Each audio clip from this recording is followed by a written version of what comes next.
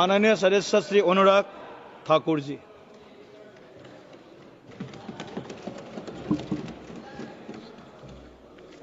धन्यवाद सभापति महोदय।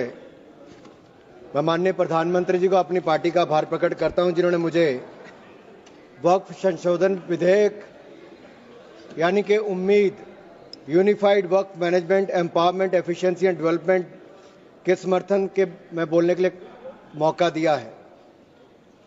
ये विधेयक नहीं, एक उम्मीद है। इस उम्मीद में एम्पावरमेंट है, एफिशिएंसी है, डेवलपमेंट है और कहीं ना कहीं इसी को देखकर आज जहां देश भर के लोग इसके समर्थन में हैं, वहीं Catholic bishop conference of India, church of Bharat, Kerala council of churches, Kerala Catholic bishops council और all India Sajjada Nashin council, मुस्लिम राष्ट्रीय मंच जैसी अनेक संस्थाओं ने, चर्च से लेकर मुस्लिम की अन्य सभाओं ने इसका समर्थन किया है। उसके लिए भी मैं उनका बहुत बहुत आभार प्रकट करता हूं। माननीय सभापति जी, वक्फ को बदलने का वक्त आ गया है, क्योंकि यह अत्याचार और भ्रष्टाचार का एक ऐसा अड्डा बन गया है। उसको खत्म करने का और बदलने का समय आया है। भारत को वक्फ के खौफ से आजादी चाहिए, क्योंकि यहां पर ये जो पहले कांग्रेस के जमाने में बना वक्फ का कानून है, वह उसका मतलब तो यही था, खाता ना वही जो वक्फ कहे वही सही। यानी कि जहां पे कह दिया वक्फ की जमीन है, वो फिर वक्फ की जमीन हो गई। वो जिम्मेदारी उनकी नहीं है कहने की, बताने की कि ये कैसे उनकी जमीन है, लेकिन जिसकी चले गई वो बेचारा दर दर भटकता है और उसको इंसाफ भी नहीं मिलता है। मैं इसके बारे में विस्तार में बताऊंगा, लेकिन आज एक बार फिर कांग्रेस देश को और देश में भ्रम फैलाने का प्रयास कर रही है। एक और तो वो हाथ में एक लाल सी किताब लेकर चलते हैं, जो कहने के लिए संविधान है लेकिन संविधान नहीं है। अगर संविधान की आप इस कॉपी को देखेंगे तो आपको एहसास होगा कि बाबा साहब अंबेडकर का सपना था कि एक देश में तो एक ही संविधान रहेगा। आपने एक देश में दो विधान बनाने का काम किया है। आपको तय करना है संविधान के साथ रहना है कि वक्फ के साथ रहना है, वक्फ के साथ रहना है कि संविधान के साथ रहना है, आपको तय करना पड़ेगा। और यही नहीं, और जो लोग बड़ी बड़ी बातें यहां पे कर रहे थे, उनको यही कहना चाहता हूं, ये हिंदुस्तान है, पाकिस्तान या तालिबान नहीं। यहां बाबा साहब का संविधान चलेगा, काबिले का फरमान नहीं, मुगलिया फरमान नहीं चलने वाला। यहां पर एक नहीं अनेक ऐसे उदाहरण देखने को मिलेंगे। माननीय सभापति जी, आज हम केवल संविधान संशोधन पर चर्चा नहीं कर रहे, लेकिन एक ऐसे समानांतर सत्ता को चुनौती दे रहे हैं जो दशकों से अनियंत्रित रूप से अस्तित्व में है। वक्फ संशोधन बिल 2025 केवल कानून में बदलाव नहीं, बल्कि एक संदेश है। संदेश स्पष्ट है कि देश में एक ही कानून चलेगा, भारत का संविधान, और भारत के संविधान के ऊपर कुछ नहीं है। वक्फ बोर्ड का उद्देश्य मुस्लिम समुदाय के कल्याण के लिए संपत्तियों का प्रबंधन करना था, लेकिन कांग्रेस और उसके सहयोगी दलों ने इस भूमि को अपारदर्शी और एक गैर जिम्मेदाराना तरीके से राजनीतिक संरक्षण देते हुए एक ऐसा साम्राज्य बनाया जहां पर इन्होंने इसको अपना वोट बैंक का एटीएम बनाकर रख दिया है। 70 सालों से इन्होंने यही किया है। 1947 में भारत ने एक विभाजन देखा है, वो एक परिवार और एक पार्टी के कारण वो विभाजन हुआ है। आज जमीन जिहाद, लैंड जिहाद के नाम पर हम दूसरा विभाजन नहीं होने देंगे, नहीं होने देंगे। एक स्पष्ट संदेश तो यहां पर देना ही चाहते हैं कि मोदी जी के राज में भारत में एक कानून, एक संविधान और एक भारत रहेगा। और एक स्पष्ट संदेश भी है, एक है तो सेफ है। और यही नहीं, हम क्या कह रहे हैं, हम कह रहे हैं कि इस बिल के माध्यम से पारदर्शिता लाएंगे। पारदर्शिता लाएंगे तो जवाबदेही भी तय करेंगे। लेकिन ये लोग जिनके लिए वोट बैंक का एटीएम है, जिनके अपने नेता भ्रष्टाचार के कई मामलों में फंसे हुए हैं, जिनके राज्यों में हजारों करोड़ रुपए के घोटाले हुए, जिनका उल्लेख मैं आगे करने वाला हूं, उस पर भी मैं आपके सामने प्रकाश डालूंगा एक के बाद दूसरी। लेकिन सवाल यह खड़ा होता है कि 70 साल से यह प्रक्रिया जो चल रही है, चाहे 1964 की बात हो, 69 की बात हो, उसके बाद एक के बाद दूसरे संशोधन आए, 95 से लेकर 2013 तक इन्होंने इस कानून को इतना ऐसा बना दिया कि इसको चुनौती देने तक का भी हक कहीं नजर नहीं आता था। ना कोई ऑडिट, ना कोई निरीक्षण, बस भूमि अधिग्रहण की बात, शहर दर शहर, गली दर गली, इस पर एक तरह से कब्जे के बाद दूसरा कब्जा करने का काम किया गया।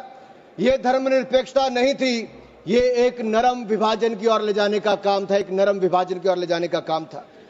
लेकिन हमने अब इस कानून में बदलाव किया है ताकि मुस्लिम समुदाय के सभी गरीब से गरीब व्यक्ति का भी इसमें भला हो सके। मुझसे पहले एक मुस्लिम समुदाय के एक सदस्य जो कांग्रेस पार्टी से आते हैं वो अपना भाषण कर रहे थे। मैं उनको ही कहना चाहता हूं, अशरफ, अजलफ और अर्जल, क्या इनमें भी कोई अंतर है? और राहुल गांधी जी से पूछना चाहता हूं, और अखिलेश जी यहां पर पहले ज्ञान बांट रहे थे थोड़ा सा, क्या मुस्लिम समुदाय में भी जातियां हैं? क्या भेदभाव है? क्या छुआछूत है? लाल टोपी वालों का मैं बताऊंगा भी 2017 में जब आपकी सरकार आने से पहले घोटाले कितने थे? एक नहीं अनेक। लेकिन इनके काले कारनामे आज खत्म हो जाएंगे सर। ये विधायक कांग्रेस की तुष्टिकरण की राजनीति का अंतिम संस्कार करने वाला है, मैं विश्वास दिलाना चाहता हूं। This will be the last nail in the coffin of Congress politics of appeasement. अगर आप देखिए, इन्होंने इससे पहले भी पंडित जवाहरलाल नेहरू जी ने पहले तो देश के विभाजन करने में अपना काम किया, उसके बाद धारा 370-35 से देकर ऐसे जख्म दिए कि हजारों लोगों की मृत्यु हो गई। लेकिन ये नरेंद्र मोदी जी की सरकार थी जिसने धारा 370-35 को सदा के लिए खत्म करने का काम किया है। यह हमारी प्रतिबद्धता थी मुस्लिम समुदाय की बहनों की ओर। जो ट्रिपल तलाक से निजात दिलाने का किसी ने काम किया तो नरेंद्र मोदी की सरकार ने किया है। आपने तो वायदा किया था कि जो पाकिस्तान, बांग्लादेश और अफगानिस्तान में रह गए हैं उनको वहीं पर पूरा न्याय मिलेगा, लेकिन नहीं मिला। लेकिन उनको भारत में भी आकर अगर उनको नागरिकता देने की बात थी तो आपकी सरकार में 60 सालों में नहीं हुआ। सीएए कानून किसने बनाया? तो वो भी नरेंद्र मोदी की सरकार ने बनाकर वो काम किया है। मैं एक बात और इसमें कहना चाहता हूं, अगर इसमें एक के बाद दूसरा देखा जाए, कांग्रेस ने कहीं ना कहीं और कांग्रेस के सहयोगी दलों ने वोट बैंक के लिए संविधान का सौदा कर लिया है, और ये सौदा ही किया है। तभी तो हमने एक के बाद दूसरे उदाहरण देकर कहा कि आपने कैसे उसको अपना वोट बैंक किया, एटीएम बना के रखा। लेकिन ये जो बिल है ये अन्याय की जड़ पर प्रहार है, और इस प्रहार के बाद सबको न्याय न्याय और न्याय ही मिलने वाला है। हमने कहा है कि प्रत्येक वक्फ संपत्ति रजिस्टर हो, पंजीकृत हो, उसके आंकड़े होने चाहिए, और हर झगड़ा कानून के अंतर्गत हल हो, किसी डर और भय के अंतर्गत ना हो। आपको इस बात का क्यों डर है? अगर किसी को न्याय मिलता है, ट्रिब्यूनल के बाद अगर कोई हाई कोर्ट, सुप्रीम कोर्ट जाना चाहता है तो आप क्यों रोकते हो? देश में हर कानून के अंतर्गत, चाहे इनकम टैक्स का हो या कोई भी हो, आप एक के बाद दूसरे कोर्ट जा सकते हो। लेकिन वक्फ में ये कानूनी रोक क्यों लगाकर रखी थी? ये बिल जो कहा गया किसी धर्म के खिलाफ, ये बिल किसी धर्म के खिलाफ नहीं है। यह बिल भ्रष्टाचार, धोखा और धार्मिक सामंतवाद के खिलाफ है, और हम इसके खिलाफ रहेंगे। ये बात स्पष्ट है कि आस्था का विषय नहीं है। As long as prime minister Modi is the PM, the shops of appeasement will remain shut. This bill is not about Hindu versus Muslim. This is law versus lawlessness, constitution versus corruption, Bharat versus internal partition. और ये partition एक बार हो गया, अब आपके कारनामों के कारण बार बार नहीं होने देंगे। सर, मैं एक अंतर्राष्ट्रीय स्तर पे क्या परिस्थितियां वो थोड़ा बताना चाहता हूं। टर्की में 1923 के बाद 1924 में मिनिस्ट्री ऑफ वक्फ इसको एबॉलिश कर दिया गया, और वहां पे जनरल डायरेक्टरेट ऑफ फाउंडेशन बना, जो रेस्टोरेशन, मेंटेनेंस और यूटिलाइजेशन वक्फ प्रॉपर्टीज का करता है, और ये इसके बाद इसको लोगों की भलाई के काम के लिए पैसा लगाता है। कुवैत में भी ministry of Waqf and Islamic affairs है, ये एसेट, मस्जिद, स्कूल, अस्पताल, इन सबका देखरेख करता है और मॉडर्नाइजेशन के माध्यम से, टेक्नोलॉजी के माध्यम से इसका फायदा उठाते, डिजिटलाइजेशन किया है। लेबनान में मिनिस्ट्री ऑफ एंडाउमेंट्स और इस्लामिक अफेयर्स है, जो इसकी मैनेजमेंट और यूटिलाइजेशन को सारे को देखती है और चैरिटेबल और कम्युनिटी के काम को देखती है। सीरिया में भी मिनिस्ट्री ऑफ वक्फ है, जहां पर एप्रोप्रिएट यूज हो, रेवेन्यू हो, चैरिटेबल पर्पस हो, उसके लिए काम किया जाता है। इराक में भी सुन्नी एंडोमेंट और शिया एंडोमेंट ऑफिस है और यह भी सीधा सेंट्रलाइज फ्रेमवर्क के माध्यम से काम करता है। सऊदी अरेबिया में जनरल अथॉरिटी ऑफ वक्फ है, जो इंडिपेंडेंट पब्लिक बॉडी है। सिंगापुर में MUIS है, जो स्टैट्यूटरी बॉडी है, वो मिनिस्ट्री ऑफ कम्युनिटी डेवलपमेंट के अंतर्गत है। ये वक्फ मैनेजमेंट के डिजिटल सिस्टम के माध्यम से काम करता है। इंडोनेशिया में भी इंडोनेशियन वक्फ बोर्ड है, जो इंश्योर करता है अच्छे काम करने के लिए, उनके भलाई के लिए। तुनिसिया में भी, इजिप्ट में भी, रशिया में भी, फ्रांस में इसी तर्ज पे काम किया गया है, लेकिन यहां पर ऐसा नहीं किया गया। यहां पे इसके खिलाफ ही काम करते रहे। चंद लोगों के हाथ में, राहुल गांधी जी कहते हैं कि चंद लोगों के हाथ में देश की संपत्ति है। राहुल गांधी जी सदन में नहीं, लेकिन मैं उनको बताना चाहता हूं, मात्र 200 लोगों के हाथ में अपने वक्फ बोर्ड दे रखे हैं और देश की लाखों करोड़ रुपए की संपत्ति उनको दे रखी है। क्या उनसे छुटकारा दिलाना चाहिए कि नहीं दिलाना चाहिए? क्या आम मुस्लिम को उसका लाभ मिलना चाहिए कि नहीं मिलना चाहिए? क्या मुस्लिम महिलाओं को, बच्चों को लाभ मिलना चाहिए कि नहीं मिलना चाहिए? क्या विधवाओं को लाभ मिलना चाहिए कि नहीं मिलना चाहिए? आप महिला विरोधी क्यों हैं? मुस्लिम विरोधी क्यों हैं? आप बदलाव विरोधी क्यों हैं? ये सवालों का जवाब आपको देना ही पड़ेगा। सर, एक कहावत है जो यहां पर बाहर कहा जाता है कि पता है यहां से बहुत दूर, पता है यहां से बहुत दूर और गलत और सही के पार एक मैदान है। पता है यहां से बहुत दूर, गलत और सही के उस पार एक मैदान है। मैं वहां मिलूंगा तुझे, और अगर वक्फ का बस चला तो वक्फ की संपत्ति बन जाएगा। यानी कि जिस पे भी नजर रखोगे वक्फ की संपत्ति बन जाएगा और उसमें से आपको इंसाफ मिल नहीं पाएगा, क्योंकि ऐसी हालत कर दी है। सर, अगर आप देखेंगे वक्फ की सच्चाई क्या है, भारत में ऐसा कौन सा कानून है जिसने आपका घर, आपका मंदिर, यहां के आपके पूरे गांव छीन लिए? भारत में कौन सा ऐसा कानून है जिसने आपका घर, आपके मंदिर, आपके पूरे गांव छीन लिए? ये ऐसा कौन सा कानून है जिसके खिलाफ आप कोर्ट भी नहीं जा सकते? ये कौन सा ऐसा कानून है जो संविधान से भी ऊपर है? इसका नाम वक्फ है, जो कांग्रेस के समय बना है। सर, इसने गुरुद्वारे हो, मंदिर हो, घर हो, गांव हो, सब पे कब्जा करने का काम किया है। एक तुगलकी भी फरमान है, सेक्शन 40, इसमें दान देने वाला किसी भी धर्म का हो सकता है, लेकिन देखभाल करने वाला मुसलमान ही होना चाहिए।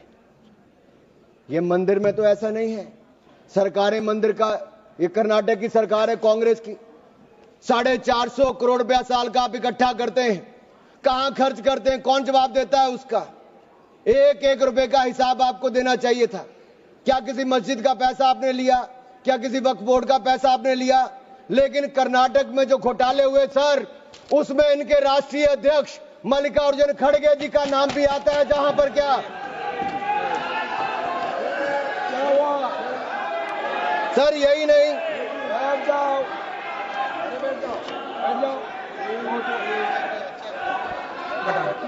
सर नाम हटा दीजिए। सर मैं इसको माननीय नहीं सर, मैं सबूत के रूप में सर मैं लाया हूं सब कुछ। मैं बोल दिया सर, ऐसा गिवन द डिसीजन निर्णय दे दिया बस। प्लीज सर, नाम नहीं लेता सर, मैं नाम वापस ले लेता हूं सर। बड़ी मुश्किल से परिवार के बाहर सर, इसमें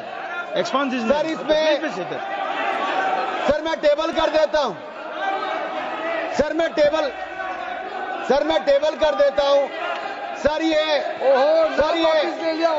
मैं टेबल कर देता हूं सर। सर, आपकी अनुमति हो तो मैं ऑथेंटिकेट करके टेबल कर देता हूं सर। रेणु जी, नाम वापस ले लिया। एक मिनट, वापस ले लिया। ठीक है, एक मिनट, आप सब बैठिए, आप सभी लोग बैठिए, आप सब लोग बैठिए। माननीय Venugopal ji please. Please please. Sir we are कौन सा रूल में बोल रहा है आप? To sir 352. while a member is speaking to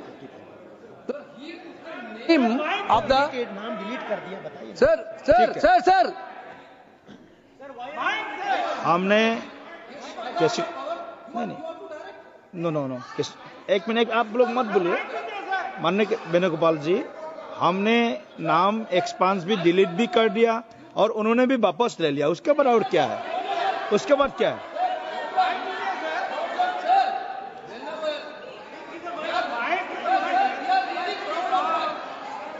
mic दीजिए। माइक नाम बुलाइए ना। एक मिनट वेणुगोपाल जी बोलिए। आप वेणुगोपाल जी बोलिए। Please be sit there. All members please sit there. Sir, while he is speaking, he is totally misled the House. Not only misleading the House, he took the name of Honorable Leader of Opposition of Rajya Sabha here in a very bad way. We are really proud, sir. We are really proud of that. We are having a Congress president who came from the grassroots level of this country. Okay. With so much power. He didn't like Mallikarjuna Kharge ji because he is leading by Okay. his casteism. Okay, thank you please continue sir आज please माननीय सभापति जी, आखिरकार कांग्रेस ने अपनी जातिवादी सोच को सामने ले ही आए। ये कभी जाति के नाम पे, कभी क्षेत्र के नाम पे, कभी धर्म के नाम पर बांटने का काम करते हैं। मैंने किसी जात का नाम नहीं लिया था, लेकिन आप जाति को लेकर आए हो। और यही नहीं सर, ये रिपोर्ट देखिए। ये विधानसभा, कर्नाटक की विधानसभा में कांग्रेस के एक नहीं अनेक नेताओं के नाम आए जिन्होंने वक्फ की प्रॉपर्टी को खाने का काम किया है, हजारों करोड़ के घोटाले करने का काम किया है। इसीलिए आप लोग पारदर्शिता नहीं चाहते, इसीलिए आप लोग ट्रांसपेरेंसी नहीं चाहते, इसीलिए आप लोग जवाबदेही नहीं चाहते। सर मैं इसको ऑथेंटिकेट करके रिपोर्ट को रखना चाहता हूं। सर यही नहीं, ये तुगलकी फरमान जो थे, मैं कर देता हूं सर। अगर किसी की संपत्ति जिसके ऊपर उन्होंने कब्जा कर लिया हो, सर इसको साबित करने से उनको वक्फ साबित नहीं करना सर। ये जिसकी प्रॉपर्टी है बेचारा, उसको धक्के खाने पड़ते एक से जगह दूसरी जगह के लिए।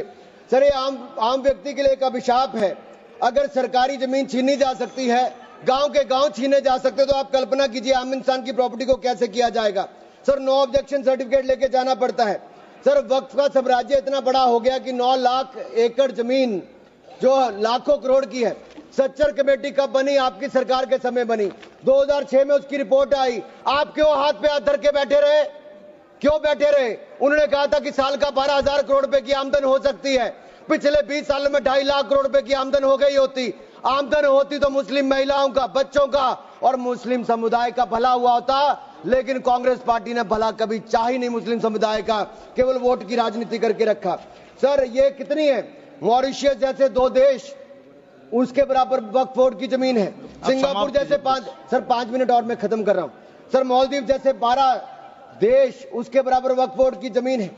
सर लालू प्रसाद यादव जी जो सदन के सदस्य नहीं लेकिन आपकी सरकार में मंत्री थे, तब उन्होंने कहा था पटना की डाक बंगले की जमीन भी वक्फ बोर्ड खा गया, सरकारी गैर सरकारी जमीनें वक्फ बोर्ड खा गया। ये किसी और ने नहीं, लालू प्रसाद यादव जी ने कहा था। आप उस पर क्या कहना चाहते हो?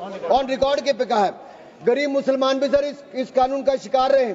सर राजस्थान में रामगंज में वक्फ बोर्ड द्वारा मुसलमानों की जमीनें खाली करा दी, मुस्लिम महिला मर गई। उत्तर प्रदेश में लाल टोपी वालों की सरकार में, सर ये लाल टोपी के काले कारनामे उत्तर प्रदेश में देखे हैं। इनके उस समय के मंत्री ने सैकड़ों एकड़ जमीन खा गए वहां पे बैठ के आप लोग। सर यही नहीं, काले कारनामे इनके और भी हैं सर। मैं सर ये सारा आपकी इजाजत से, सर ये मुस्लिम विरोधी भी है, महिला विरोधी भी है, पसमंदा विरोधी भी है, अहमदिया विरोधी भी है, गोरिया विरोधी भी है। सर यही नहीं, प्लीज बैठिए सर यही नहीं, आपका बारी आएगा, आप ये गरीबों के उत्थान के लिए तब भी कुछ नहीं कर पाए सर। आप बैठिए सर ठीक रिकॉर्ड रखने का इन्होंने कुछ नहीं किया सर। हम क्या कहते हैं, शिया हो, अहमदिया हो, महिला हो, पिछड़े वर्ग के मुस्लिम समुदाय के लोग हो, उनको इसका सदस्य बनाइए। आप क्यों उसको इसका सदस्य नहीं बनाना चाहते? आप मुस्लिम समुदाय में भी जातिवाद करते हो, उनके भी पिछड़े मुसलमानों को नहीं रखना चाहते। सर यही नहीं, sir Waqf is a state with in state. ये मुसलमानों का हक मारने का काम किया गया सर। यही नहीं सर, मैं आपको बताना चाहता हूं, जीरो अकाउंटेबिलिटी है वक्फ बोर्ड की, जीरो अकाउंटेबिलिटी। कैसा क्यों है सर? सर मनमोहन सिंह जी ने कहा था, कह सकता हूं, वेणु जी के नहीं कह सकता, कह देता हूं, पूर्व प्रधानमंत्री ने कहा था, आप सोच लेना किसने कहा था। पूर्व प्रधानमंत्री ने कहा था, Muslim must have first claim on our resources. एक सदा हिंदू विरोधी रहे हैं, ये केवल मुसलमानों के पक्ष में किया, लेकिन आपने मुसलमानों के लिए कुछ नहीं किया। अगर मुसलमानों को पक्के मकान, पीने का पानी, अच्छी शिक्षा, भोजन, ये सब किसी ने दिया है तो नरेंद्र मोदी जी की सरकार ने दिया है। धन्यवाद। यही नहीं सर, सर 3 मिनट में और सर खत्म कर रहा हूं। 1 मिनट में खत्म कीजिए। सर 1 मिनट में हो नहीं पाएगा सर। सर ये देखिए सर, मैं रिपोर्ट लाया हूं सर, कहां से कहां तक इन्होंने राज्य दर राज्य कैसे हिंदुस्तान की जमीनों पे कब्जा किया है। सर ये देखिए सर, आंकड़े आपको दिखाते हैं, एक राज्य नहीं सर, केरल में ये कहते तो हैं कि ये वायनाड के बेटे हैं, बेटी हैं, लेकिन वहां पे भी वक्फ का कहर जारी है सर। पापी वोट बैंक का सवाल है, आप वायनाड में भी चुप रहते हो, कुछ करते नहीं हो, और वायनाड का रहनुमा कहने वाली आज गायब है, और वहां पर भी उनकी संपत्तियों पर हो रहा है सर। इसलिए चर्च ने भी कहा सर, केरल में तो रोज ऐसे हो रहा है सर, बेलगाम हो चुका वक्फ बोर्ड, किसानों, मजदूरों, हिंदुओं की जमीनों को इविक्शन नोटिस दे रहा है सर। एर्नाकुलम में सर 404 एकड़ जमीन पर दावा ठोक दिया है, 604 पिछड़े ईसाई और हिंदू परिवारों के घर छीन लिए।